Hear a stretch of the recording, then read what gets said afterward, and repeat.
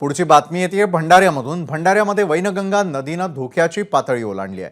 तसंच मध्य प्रदेशात होत असलेल्या पावसामुळे संजय सरोवर, पुजारी टोला आणि धापेवाडा धरणामधून मोठ्या प्रमाणात पाण्याचा विसर्ग करण्यात येतो आणि त्यामुळे भंडारा शहरामधून वाहणारी वैनगंगा नदी ही दुथडी भरून वाहती आहे। याचाच आढावा घेतला आमचे प्रतिनिधी प्रशांत देसाई यांनी।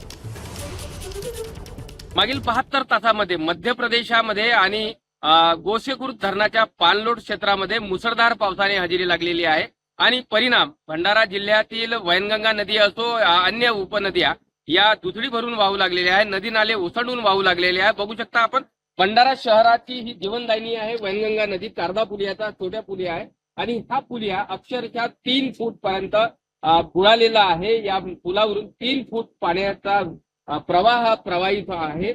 या भंडारा जिल्ह्याच्या या कारदा पुलियाचा 245.50 मीटर ही धोक्याची पातळी आहे आणि धोक्याची पातळी ओलांडून हा पूल वाहत आहे आणि यामुळे या पुलावरून होणारी वाहतूक ही बंद करण्यात आलेली आहे। प्रशासनाने भंडारा जिल्ह्याला कुठे पुराचा फटका बसू नये यासाठी मागील काही दिवसांपासून गोसेखुर्द धरणातून मोठ्या प्रमाणामध्ये पाण्याचा विसर्ग सुरू केलेला आहे। एक साधारणतः 3 लाख क्युमेक्स पाण्याचा विसर्ग सध्या भंडाराच्या 52 गोसे धरणातून होत आहे। त्याच्यामुळे सध्या तरी भंडारा शहराला कुठल्याही पद्धतीच्या पुराचा धोका नाही।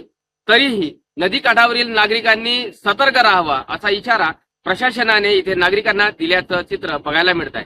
प्रशांत देसाई, एबीपी माझा, भंडारा। एबीपी माझा, उघडा डोळे बघा नीट।